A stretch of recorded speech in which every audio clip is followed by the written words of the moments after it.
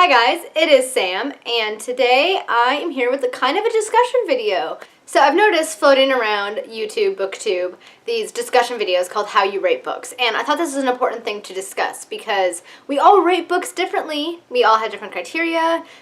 Things mean different things to each of us, different phrases, words, things like that just mean different things to us. So I thought this was an important thing to discuss, and I wanted to discuss it on my channel so you guys have a better idea when I rate a book, what exactly I mean when I say a book is 1 star, 2 star, 3 star, 4 star, etc., or is fast paced, things like that. So now let us get into how I rate books. I will now start with star ratings and what exactly star ratings mean to me. So when I say a book is 1 star, basically what I mean is that I either did not finish it because it was so abhorrently horrible, or I did and I suffered every minute of it, hating every second I spent reading that book, and I probably should have DNF'd it, but I didn't, which is did not finish for those of you who do not know. I just hate the book, and the book I think is a piece of crap. That's what a 1 star rating means. I don't give them out quite frequently because I don't encounter that many horrible books. I think I encountered 3 last year. So that is what 1 star means to me. 2 stars means it was okay. I was intrigued enough to finish the book. I don't think it was the best book by any means. If it was a book series, I will not be continuing on with the book series. I obviously had a lot of issues with it for whatever reason. Just was not the biggest fan of this book for whatever reason that may be. A 3 star rating is probably going to be my average rating, 3.5 stars. This is just an average book. I enjoyed it. It was fun.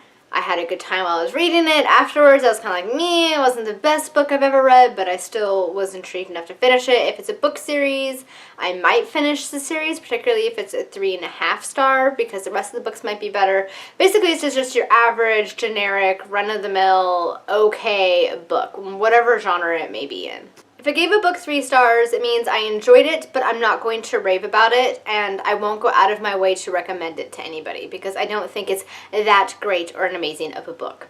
Which now brings us to 4 stars. 4-star books are like really, really good books. I really enjoyed them. I want to continue on with the series. I found them to be engaging and fun, and for whatever reason, they just spoke to me, and I really, really enjoyed it. Well, I'd say 3 and 4 stars are probably about even and how often I give them out, but so this is going to be my other rating where I'm going to have the most of. These are like just really good books. I will recommend them to people. I think they're just really good, fun, well-written books. 5-star ratings are going to be my absolute favorite book. I actually want to create a favorite shelf on Goodreads because I haven't done that yet, and I'll put all of my 5-star books there. These are more rare. These are the books that I absolutely love. I will fangirl over them. I just love them to bits. I will reread the heck out of them. I will try to shove them into your face so you will read them because you need to. Those are 5-star books. 5-star books. For example, the Indus series. Pretty much all of those books are 5-star books.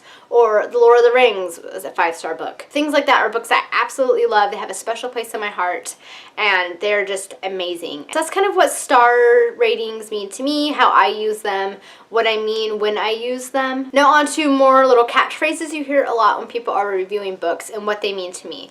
So first one I want to talk about is fast-paced. So when I talk about a fast-paced book, I'm not necessarily describing the way that the events occur. I'm not speaking about a book where events are going boom, boom, boom, boom, boom, and it's like everything is happening and progressing really, really quickly. For me, a fast-paced book is a book that reads quickly. I don't even realize how long I've been reading. I am completely lost in the book. It has me completely engrossed. I don't realize how much time has passed, and it's not taking me as long as I anticipated for me to read the book. For me, that is a fast-paced book. That is what I mean by fast-paced. Oftentimes in my reviews, I've also mentioned execution, whether or not I feel the author has executed something well or not. Basically what I mean when I say this is I feel like the plot or the characters held a lot of potential, but the way that the author has chosen to develop them and describe them fell extremely flat. It just didn't capture my attention at all. It did not live up to my expectations. That is what I mean when I say something is either poorly executed or executed very well. That is basically what I mean when I say executed. So now I kind of want to discuss what I look for in a book, what makes a book good for me. So there are several points that I look for when I am reading a book and I am looking to review it and give it a certain star rating. The next thing I look for in a good book is the characters. I want fully fleshed out, well-developed characters. I want to see both the good and the bad sides of the characters because nobody is perfect. Everybody has things that they do that are good and things that they do that are bad. And for me, a complex, good character will demonstrate both of those things. They're not always just going to be always perfect. They're not always going to be without flaws. So I'm looking for a character that has flaws, that is fully fleshed out. You can just see all aspects of their personality and what drives them in the book. The next thing I also look for is going to be, if it's a fantasy book, the world. I want to see really good world building. If I'm reading a fantasy book and I cannot picture the world at all, if I'm having trouble grasping the world that these characters are living in, that for me is not a very good book. I like a world where I can completely and vividly imagine where these events are taking place. That for me is very, very important, particularly for fantasy.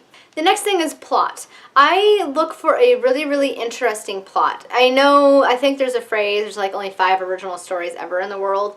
That may be true, but there are ways that you can put your own original spin on it. If I'm reading a book, and I encounter this a lot in fantasy, because fantasy is a very diluted market, it seems like at times, I look for a book that has a sort of an original plot. I mean, you definitely have a lot of fantasy tropes. The orphan child that grows up and becomes a hero. The king that's trying to prove himself, or the princess trying to prove, things like that.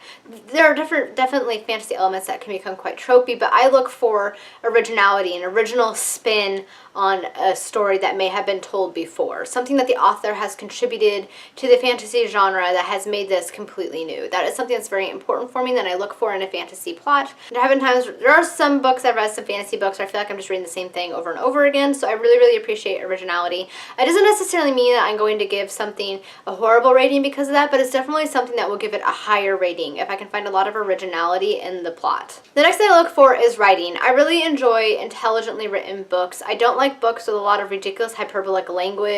Like, for instance, the Cold Town one line I read, instead of just simply saying her heart was pounding, she had to say her heart was pounding like shutters in a thunderstorm. For me, that doesn't make it seem beautiful. It doesn't really even give me this like wonderful sense of imagery. It seems ridiculous to me, and I don't like it when authors use hyperbolic descriptions. I find it to be just stupid, and that will instantly put me off a book. I like authors that write intelligently and they assume that their audience is also intelligent. I don't like, I guess, dumbed down writing. That's the only way I can describe it. It's kind of like how I would describe Cold Town for me. It was just this simple, not very well written, I don't know. This one I really, really struggle with describing. I don't know. Maybe you guys can help me. Maybe in the comments you can tell me what you mean when you say something is well written. I think it's very, very subjective. Well, a well-written book is going to mean something different to me than it is to you. Obviously, pretty much this whole video is about that. So this is something I struggle very much with describing what I mean by well-written book. Alright guys, those were some of the things that I look for when I'm reading and reviewing a book and what these different terms and things mean to me. I hope that you found this helpful. I hope that this will give you a better understanding when you're watching some of my review videos, what I mean when I say certain things. Let me know down in the comments. I'm sure I maybe have forgotten something I don't even realize I bring up when I do book reviews. Just if you're wondering about it, just throw it down in the comments and I'll be more than happy to answer it. And yeah, I hope this helped you guys and hope you found it interesting. I like to watch these videos. Kind of gives me a better insight into a reader and what they do when they read, what they look for. So yeah, I hope you guys enjoyed it. I hope you guys enjoyed this and found it helpful, and that's kind of all I have for today. So I wish you guys a wonderful week and lots of happy reading. Until next time, bye!